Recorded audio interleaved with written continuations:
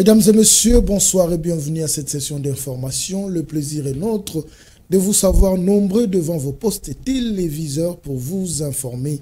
Ouvrons cette édition avec cette nouvelle de la MONUSCO, la représentante du secrétaire général de la mission onusienne pour la stabilisation en République démocratique du Congo, s'est dit préoccupée de la situation sécuritaire actuelle de la République démocratique du Congo sur le plan sécurité de civils dans le nord Kivu, dans la partie est du pays.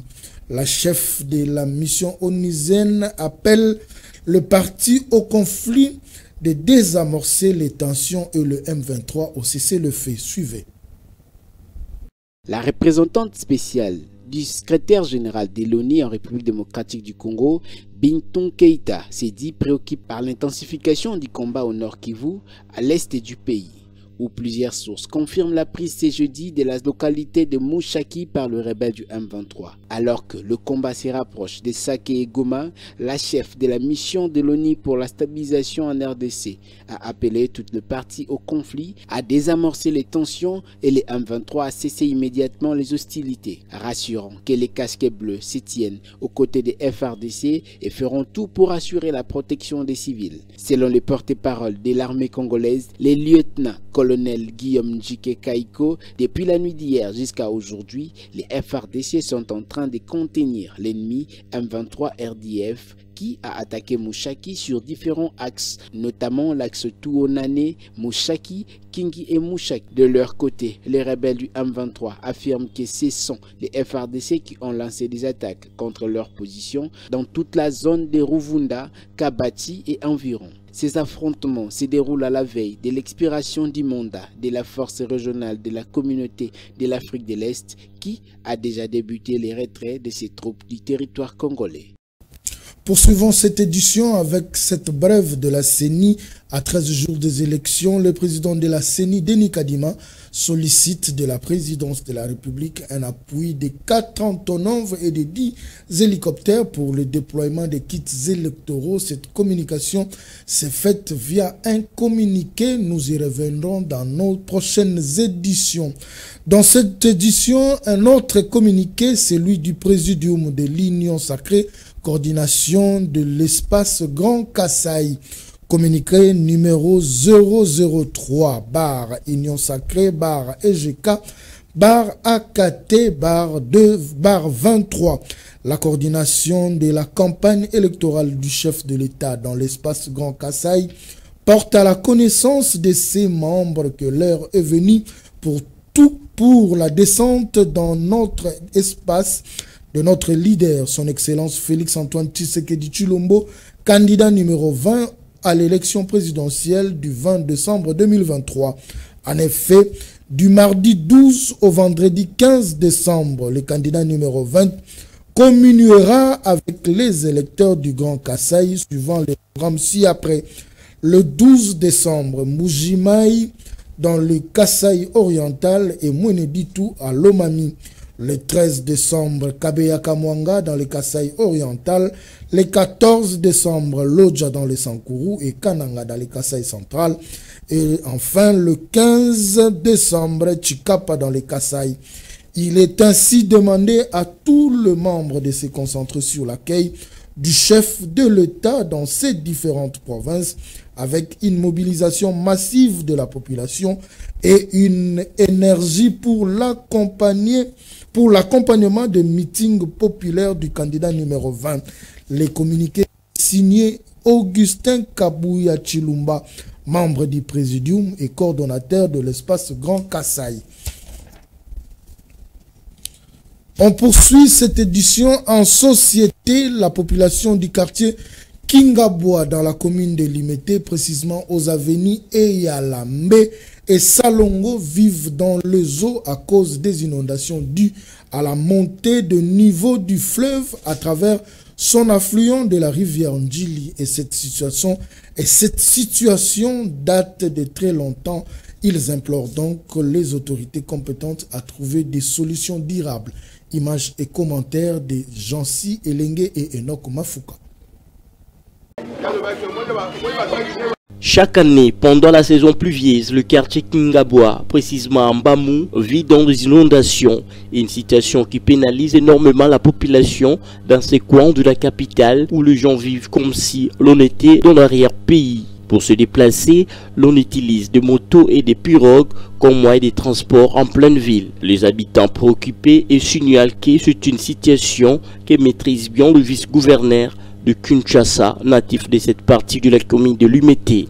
Mbula na mbula, banana kota awa, la 2006, tile lokaka, na dindaka kaka, ndako ekoma mukuse, na minute oyo, diki oyo papa, okoki ko bongisela biso te papa na ngai, siko to okende wapi, balokataire nyonso bango na babimi bakei, biso bakolo bisika, biso ana tozo ko supporter kaka na bana to tambola na mai to so lala nini to masaba mbeto ba biloko nyonso ka likolo nzela mama jekoko akendra belanga yango epa na biso oyo avenue eyala ya mama jekoko yango ekititi na belanga tala biso paso tozo mona côté boy bipai na bipai tala bandako nyonso to edindi biso toza na kati ya mai tozo voter bango siko lokuma ngo ka prena ngengabo likolo bongo ngengabo bango baza yango te.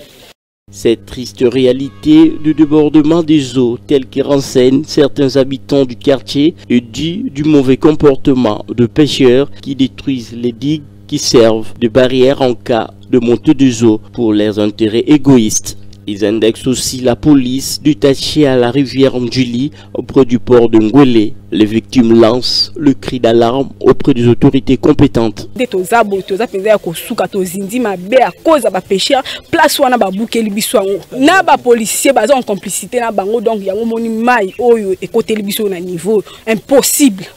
Il convient de préciser que cette situation ne date pas d'aujourd'hui. C'est un phénomène qui revient chaque dernier trimestre de l'année. Les autorités sont appelées à prendre des dispositions afin de soulager tant soit peu la population de cette partie de la capitale. Parlons transport en commun. À présent, le ministre provincial de la ville de Kinshasa vient de suspendre le contrôle routier sur toute l'étendue de la ville-province de Kinshasa. C'était à l'issue d'un communiqué lu et rendu public par le ministre en charge des transports et de voies de communication. Elvis Meti nous donne plus de détails. Le gouvernement provincial de la ville-province de Kinshasa a annoncé la suspension de tout contrôle routier jusqu'à nouvel ordre dans la capitale de la République démocratique du Congo. C'est ce qui ressort d'un communiqué de l'hôtel des villes publié le mercredi 6 décembre, dont la copie nous a été parvenue. Dans le texte, les raisons de cette mesure n'ont pas été indiquées. À tous les agents commis au transport urbain de la ville-province de Kinshasa, sur ordre de la hiérarchie, je vous informe qu'à dater de ces jours, tout contrôle routier sur toute l'étendue de la ville de Kinshasa est suspendu jusqu'à nouvel ordre. Les récalcitrants en subiront la rigueur de la loi, a dit les communiqués. Il faut signaler par ailleurs que dans la capitale quinoise, certains bouchons et embouteillages sont causés par des contrôles routiers incessants de la part des policiers, des régulations routières ou encore des agents commis au transport. Selon plusieurs observateurs, souvent à chaque fin de l'année. Ces derniers est venu notamment pour soulager et donner un ouf de soulagement à tous les usagers des artères de la ville-province de Kinshasa. Parlons sport. Dans cette édition, il s'appelle Jordan Lumumba Okoko, candidat député national à la circonscription de la Funa, a communié ce mercredi 6 décembre 2023 avec le président sportif d'IFC Renaissance, Maître Billy Maloua, et les comités nationaux de supporters. Un seul objectif, arracher la bénédiction de son club avant d'aller aux élections. Lionel Ngolo et Florent Okita étaient témoins de l'événement. À un vrai digne fils du FC Renaissance du Congo, Jordan Mulumba Okoko, candidat numéro 149 à la députation nationale, basé à la circonscription de la Funa, a rendu visite au président sportif du club, je cite, Maître Maloua Billy Cléophas dans le cadre de sa campagne électorale. Accompagné du comité national des supporters, le numéro 149 a expliqué le pourquoi de sa visite. En tant qu'un enfant de Renaissance, donc moi, Nafibo, j'étais obligé, avant d'aller dans des séances électorales, une grande bataille, je devrais d'abord venir aussi voir celui qui nous représente, le numéro 1 de FC Renaissance, pour avoir aussi sa bénédiction. Jordan Lumumba Okoko a remis aux présents sportifs quelques lots de Varese et autres objets sportifs, un geste de cœur et d'amour pour son club chéri. C'est un geste de cœur en tant que tout enfant ou soit toute personne qui aime son équipe. S'il a ne fût-ce que 1000 francs, il peut contribuer à l'équipe. Le choix réfléchi de la FUNA, Jordan Lumumba Okoko a par cette même occasion appelé tous les Rennais de faire les bons choix à travers le numéro 149. Oui, je demande à tous les Banafibos qui sont dans la FUNA, dans les 7 communes de la FUNA, Bandal, Ngiringiri, Bumbu, Selembao, Kasavubu, Kalamu, Makala, Bumbu, donc de voter pour moi parce que je serai là pour aussi défendre les droits, les intérêts aussi du FC Renaissance. Mon numéro est 149. Les clubs s'engagent désormais à soutenir ces dignes fils et candidats au prochain scrutin du 20 décembre, dont les descendants de Patrice Emery Lumumba, au nom de Jordan Lumumba. C'est par cette note sportive que nous mettons un point final à cette session d'information sur la FM Télévision. Mesdames et messieurs, portez-vous bien et restez branchés au programme de votre chaîne.